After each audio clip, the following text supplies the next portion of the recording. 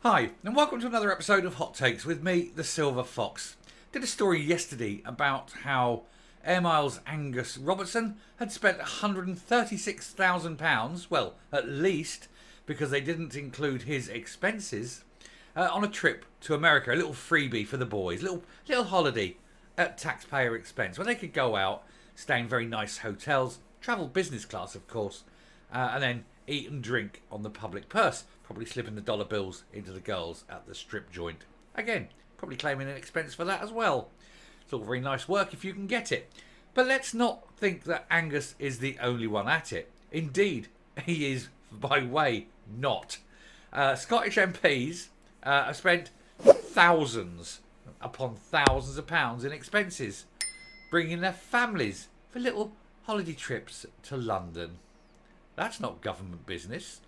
That should be at their cost. Why is the taxpayer footing the bill? Have a look at this and see who is spending what on our money. Here goes. So Scots MPs spend thousands in expenses taking families on trips to London. A senior charity boss has questioned if this is the best use of public money during a cost of living crisis. And to be honest, it isn't just the SNP in this one. It's all the Scottish MPs. They all appear to be on the gravy train. But of course, a lot of them will be the SNP because it's what they do. Anyway, Scottish MPs have spent nearly £200,000 in taxpayers' cash, bringing their partners and children to London on expenses. The partners and the children aren't voted into office. They aren't public officials. They aren't anything that should be on the public day, cash book. They want to come. The MP buys his own damn tickets, puts them up in a hotel at his own expense, not at the expense of the taxpayer.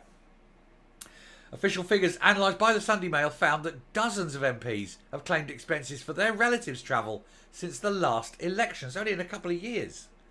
The practice is allowed under current parliamentary rules, but a senior charity boss has questioned if this is the best use of public money during the cost of living crisis, and it should not be part of the parliamentary rules. If an MP needs to travel on official business, fair enough. But tell me, what official business is his wife, husband, partner, children? What's their official business? If he wants them there or she wants them there, fine. Out comes the credit card, buys the tickets, away you go. Not at public expense. Chris Burt, the Joseph Rowntree's Associate Director for Scotland, said hundreds of thousands of people across Scotland are desperately struggling to make ends meet in the face of inflation, real terms pay cuts, and inadequate benefit system, and will no doubt be surprised that the MPs are able to take advantage of a benefit that very few others will benefit from. Yeah, free travel, free food, free hotels, free lodgings, you name it.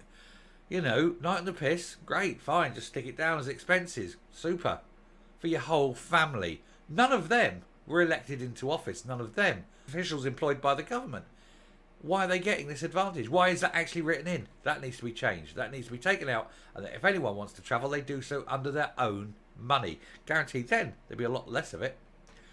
According to the figures from Westminster Watchdog, the Independent Parliamentary Standards Authority, 47 of the 59 Scottish MPs have claimed for dependent travel since 2019. The largest claim was made by the Secretary of State for Scotland, Alistair Jack, who has been given £12,709 during the course of this Parliament for his wife or children to travel to and from London. Please present him with a bill. Why should the taxpayers be paying nearly £13,000 so a man who chooses to do that job can pay for his or have his wife and children's travel paid for?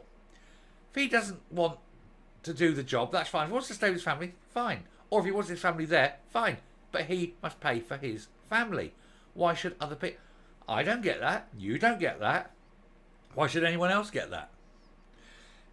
In the last year, the MP for Dumfries and Galloway has claimed £2,695 in car mileage for 17 trips to with his family. He also claimed for a £407.40 train ticket for his wife to get to Westminster in July 2022. What's wrong with him pulling out his card and paying for it himself? Show me when his wife was elected to Parliament. The second highest claimant was SNP MP for Coatbridge, Criston and Bellshill, Stephen Bonner, who's been given £12,000 since 2019 for his family to visit. He's been handed £4,820 between April and March this year, April last year and March this year, for flights, taxis and trains between Glasgow and London for his family. Again, they weren't voted into office. He should pay that. SNP MP for Central Ayrshire, Philippa Whitford.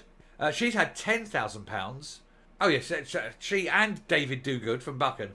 They've both claimed more than £10,000 in the past 4 years for their travels. 11,000 for, or nearly 12,000 in fact, for Whitford, and Dogood getting 10,500. This is a lot of money going out just so non-elected people can travel at the public expense. If these MPs love their families so much, they should be willing to pay that travel out of their own very generous payments. They get paid a lot of money. You know, they wouldn't be paying that much out of their own pocket if they had to do it. Let's put it that way. While dozens of MPs claimed expenses for their families to travel to London, 12 claimed nothing, including Ian Blackford. Really, I'm very surprised. Joanna Cherry, they're both SNP. Tory MP for Berwickshire, Roxburgh and Selkirk, John Lamont, and ex-SNP MP for Rutherglen, Margaret Ferrier. Well, at least when she was travelling with COVID, she paid for her own ticket. That seems nice. Anyway, Bert said it will particularly stick in the craw of families who are forced into poverty by the cruel austerity policy of a two-child cap. Yeah, I mean, they're quite happy saying, oh, no, we only pay child allowance for the first two children. Meanwhile, I'm paying my wife and 5 children to travel around and be put up in hotels, all at the public expense.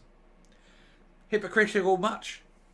The House of Commons should be a more accessible workplace, including for those from low-income backgrounds, but that would be much more likely if MPs prioritised reducing poverty rather than maintaining poverty, and tighten their own belts rather than imposing further austerity on public services.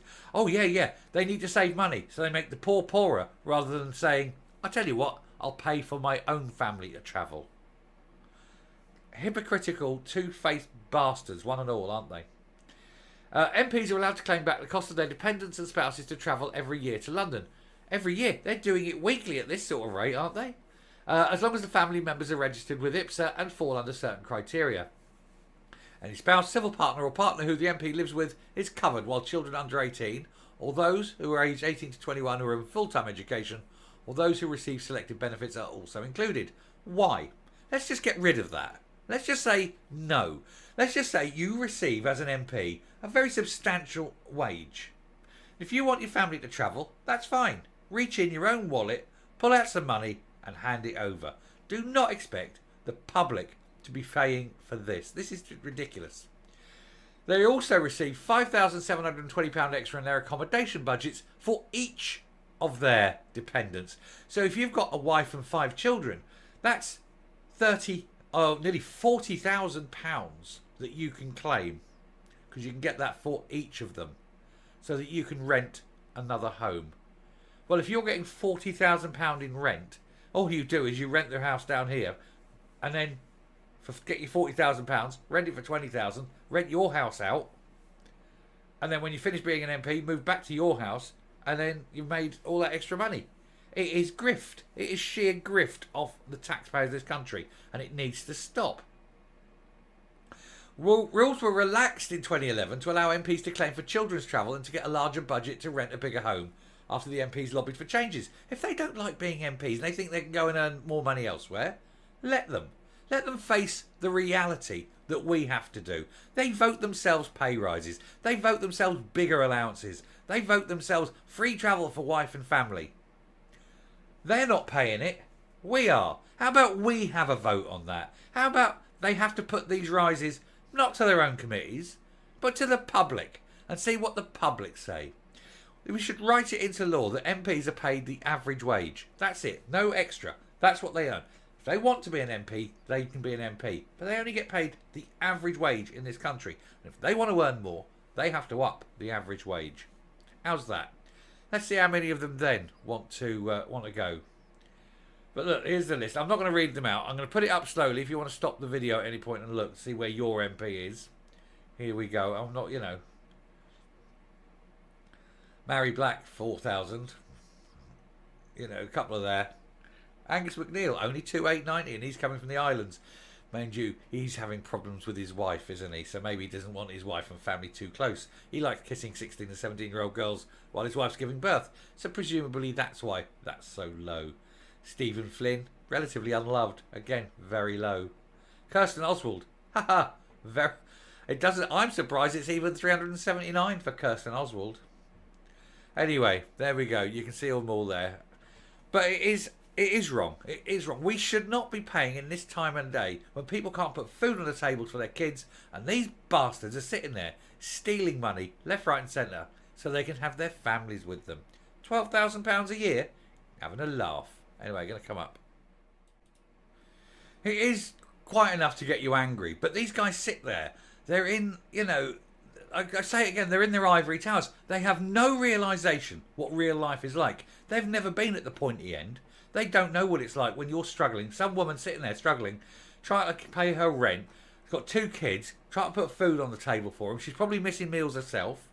Thankfully it's summer, so she doesn't have to heat the house, but, another couple of months that'll have to go on, wondering where the hell the money's from. Meanwhile, these fat, lazy, oafish tosspots sitting there going, yeah, £12,000 a year just to move my wife down. I'll stick her up in a hotel, that'll be fine. Great, shall we go for lunch? Yeah, we'll do that. Tick, expenses. Whilst drawing massive salaries. It's wrong. It's morally wrong, ethically wrong. We need to shame them every day. They need to be questioned on this every day. And that rule needs to be gone. And if they want their families down, they've got to pay for it themselves. Anyway, I'm going to stop there before I get too angry. Thank you very much for watching. If you like what you see and hear on the channel, please hit the subscribe button, ring the bell, leave a like, leave a comment, please share the video. And until next time, stay safe, stay well, and remember, they're all thieving, lying bastards. Bye.